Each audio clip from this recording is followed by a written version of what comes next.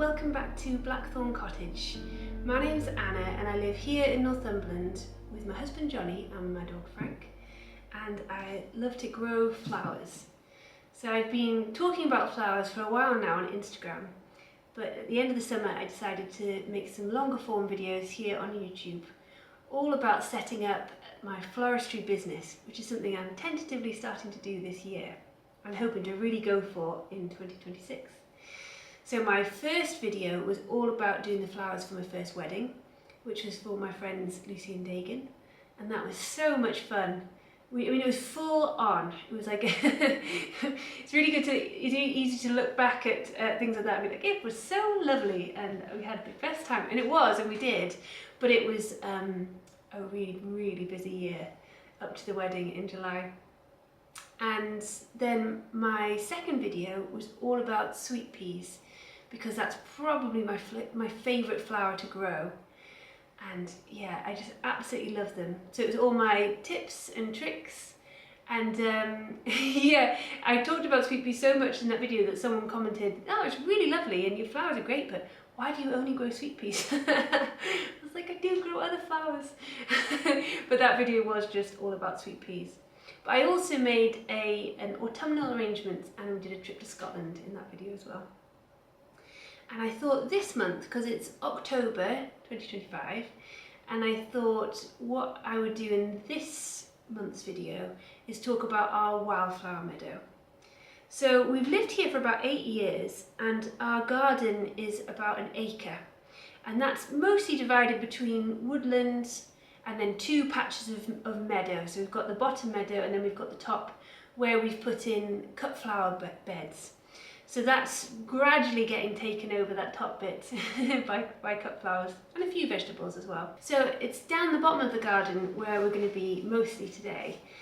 And we didn't do anything. So the first year we lived here, we didn't really do anything down there. We just sort of had a look at how things were and sort of saw where the light was and all that stuff that you're supposed to do the first year in a garden. And then in the second year, we slowly started establishing new wildflowers down there. And since then we've been doing that sort of every couple of years, doing a little bit more seed sowing and adding plugs and that sort of thing. And maybe about 3 years ago, my husband Johnny got yellow rattle established. Now yellow rattle is probably like the key component to a wildflower meadow here in the UK. And what that does is it breaks down the grasses all around. So I'll put in a bit of video actually of the first few years we had it, because it was just all mostly grasses and it was so beautiful. They were all different colours, reds and purples and like, you know, grass coloured and it looked absolutely beautiful, especially when it was windy down there. It was amazing. But once we got the yellow rattle established, that started to break down, and now we've got grass there, but it's not as dense as it was, and it meant that other flowers could pop up around them, which has been lovely to see. So we've got field scabious down there, we've got ragged robin, we've got oxeye daisy and various clovers and vetch, and there's a little white one. I want to say it's called cuckoo flower, but I might be wrong. Yeah, and so it's been really nice to see it all get established over the last few years. But what we're going to do this week is we're going to cut the grass down in little patches and scarify them, and then we're going to scatter some new wildflower seeds. So I've been doing a little bit of wildflower seed shopping, and I've got a few different varieties that I want to sow this year. So I thought I would take a bit of video of us doing that and yeah, see how we get on. I guess it'll be next summer, won't it, by the time we know if it's worked or not. But we are by no means experts. We kind of just wing it with this stuff, but we have a lot of fun, so that's the important thing. And it seems to be working. I mean, we've got lots of flowers down there now, so that's nice. And then later on in the video, I'll be making a flower arrangement with some of the last flowers from the garden. Every time I pick a bunch at the minute, I'm like, oh, is this the last? Are these the last ones of the year? But we haven't had a hard frost yet, so fingers crossed we have flowers for a little bit longer, because it's going to be sad to say goodbye to them. Yeah, so I've been taking footage throughout the year of the wildflower meadow and the garden. So I'll put all that together now and show you what we've been up to. But stick around to the end because I want to introduce you to someone. So this is the wildflower meadow in August, and everything was just gone over and the grass was really long. So this is when we decided to start cutting it all back. My husband Johnny does it with his strimmer. Would be quite cool to do it with a scythe one day. I'd like to try that. A lot of work though. And then this is the view out over the valley from our garden. It takes them a long time, maybe 3 hours, something like that, to cut it all back. And it's a really important thing to do because it redistributes the wildflower seeds for next year, which is what we want. And then he rakes it up into piles like this to dry. And then this is the walk down from the top bit of the garden to the wildflower meadow. Everything looking so green. Oh, I miss the summer. And this is it from above. We let the hay dry for a few days, and then Johnny gave it to one of the guys that he knows from work for his horses. And this is the view across the valley, which is probably one of the main reasons we bought our house. I was looking at the view.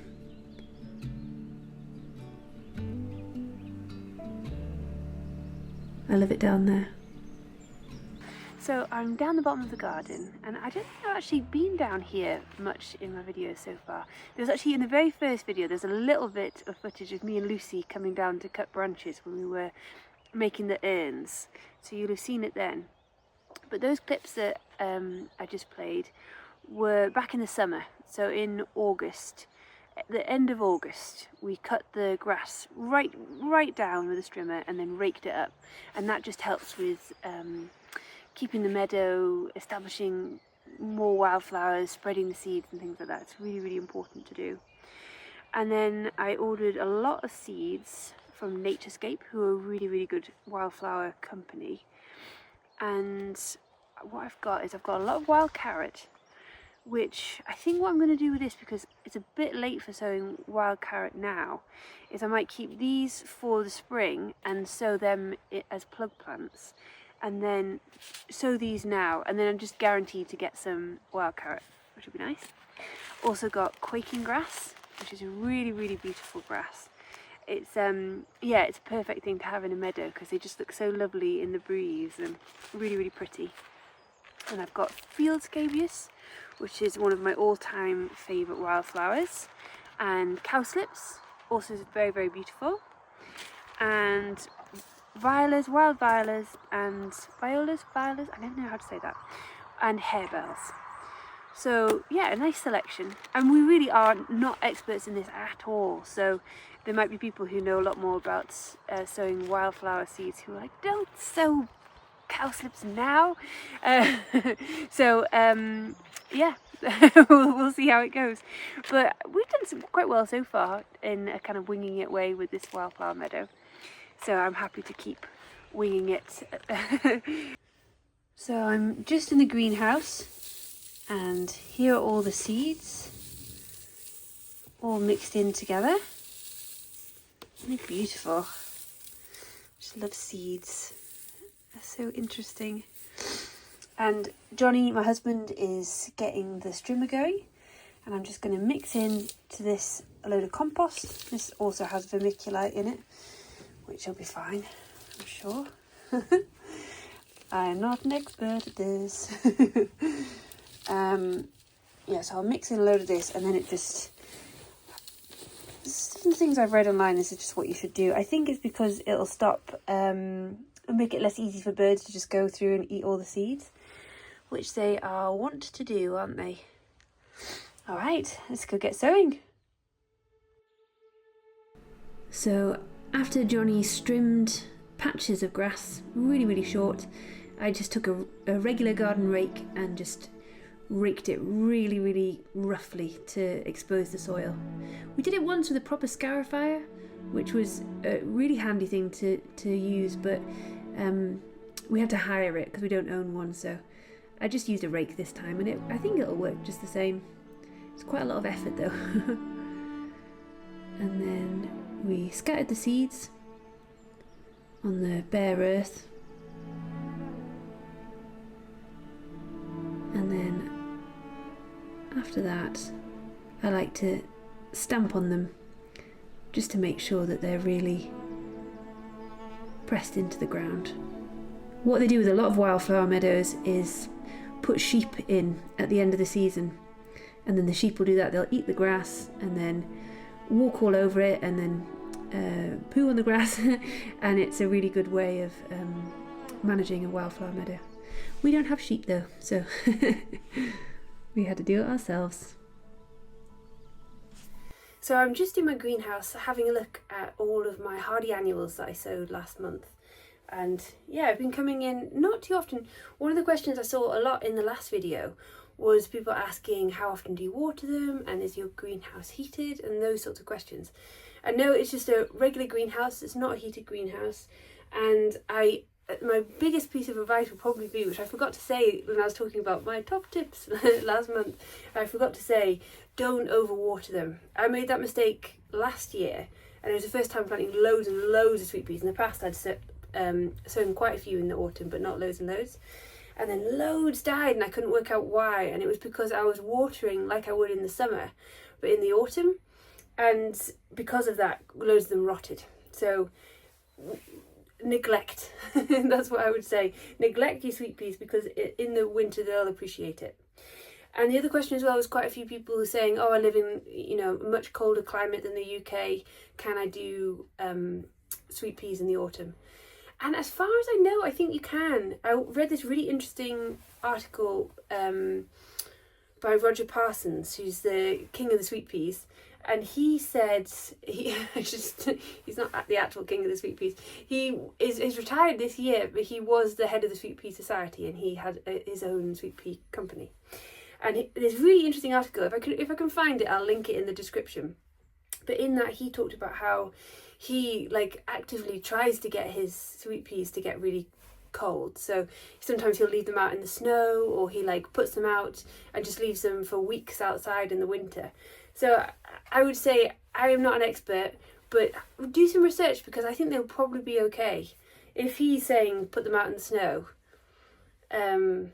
yeah, they probably do all right, I think. I don't do that because I'm a chicken and I don't want them to die. But what I do is I just had them in the greenhouse all last winter, and last couple of winters, because I've been doing it for a few years now. But last winter, if it got really, really cold and there was loads of snow, I was just putting a thin layer of horticultural fleece over the top of them. But then I read that article and I was like, oh, I probably don't have to do that. But then because I'm a chicken, I kept doing it anyway.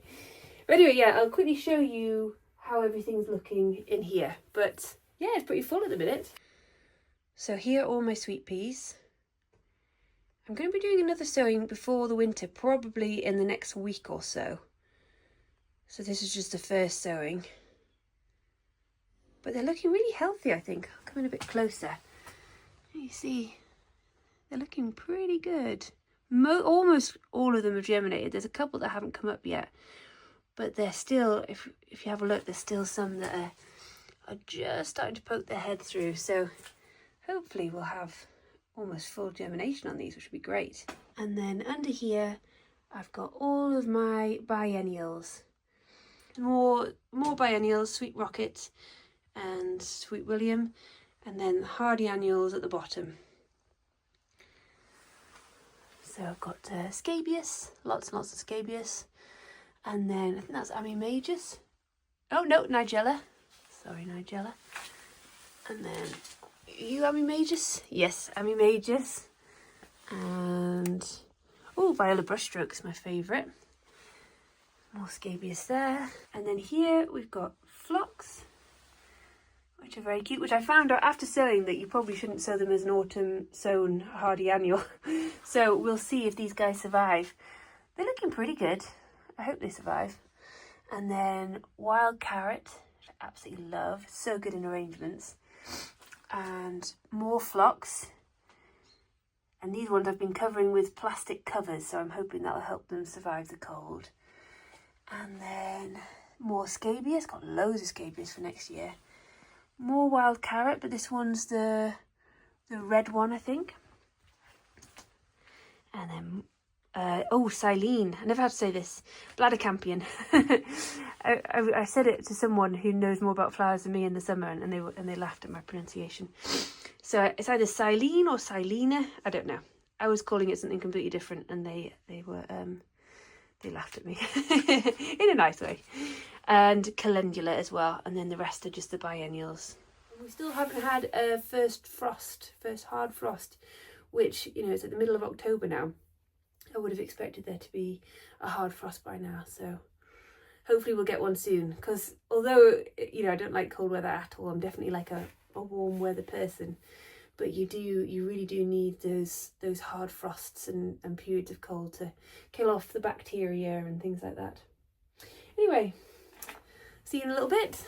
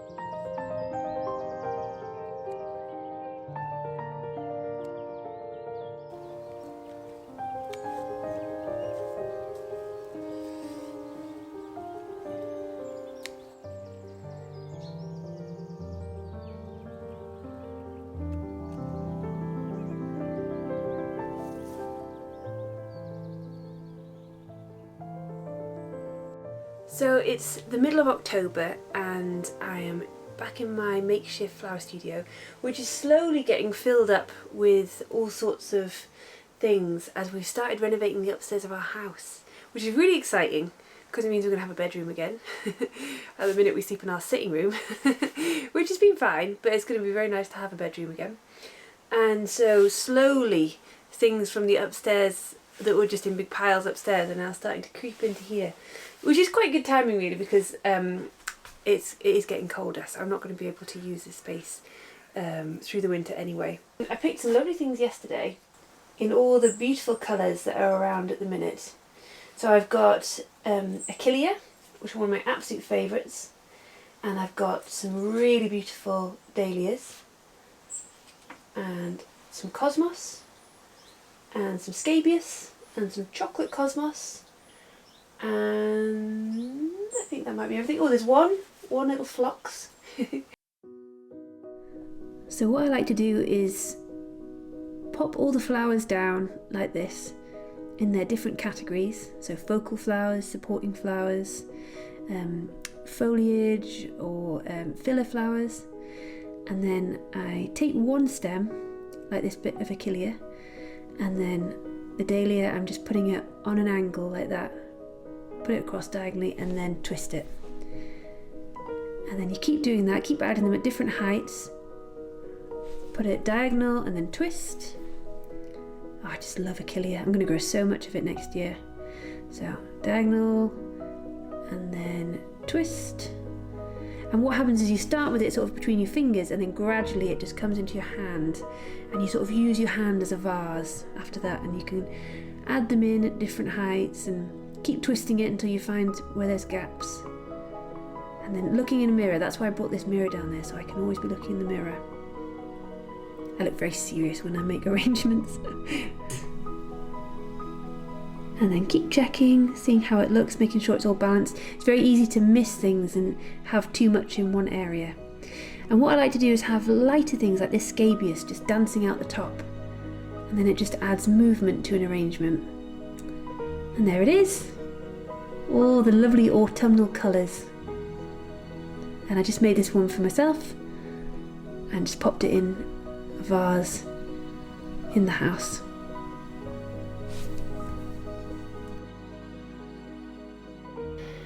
So I hope you enjoyed that look around our garden in October, and I'd like to introduce you to Neville.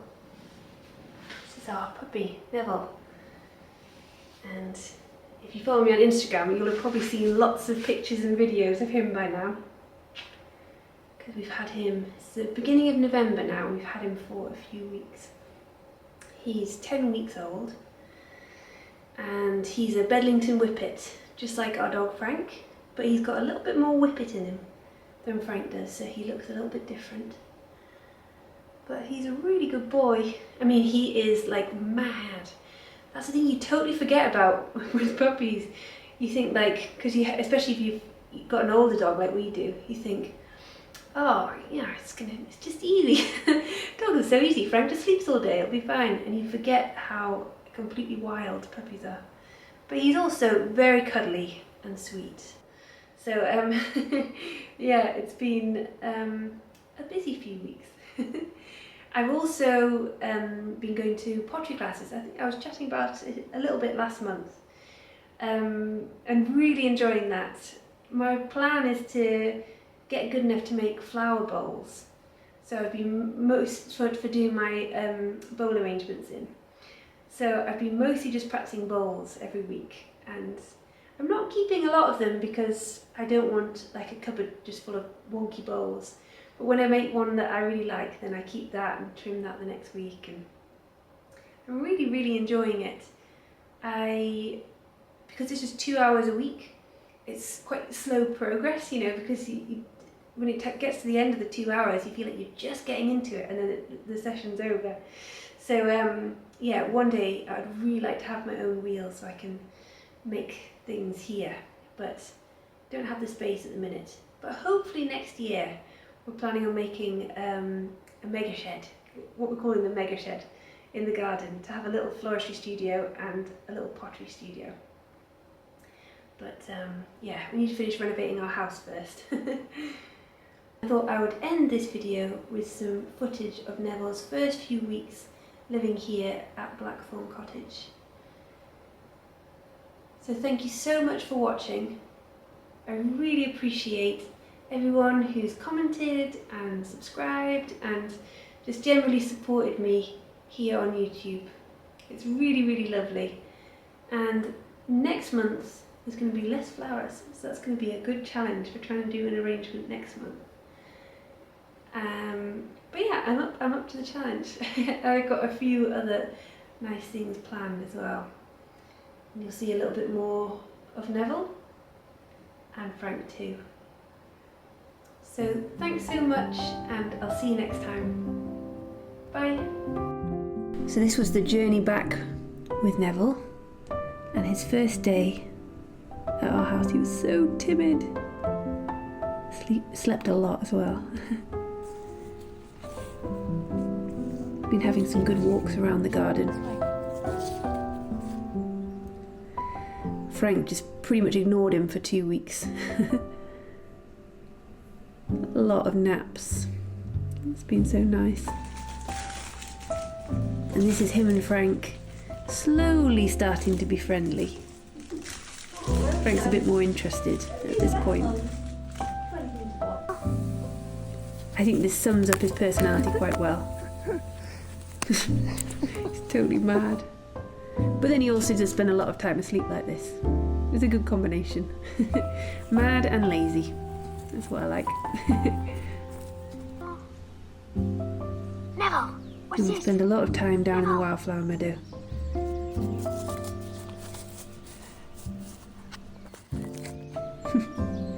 So sweet. And then Frank was very overdue a haircut. So he is looking much smarter.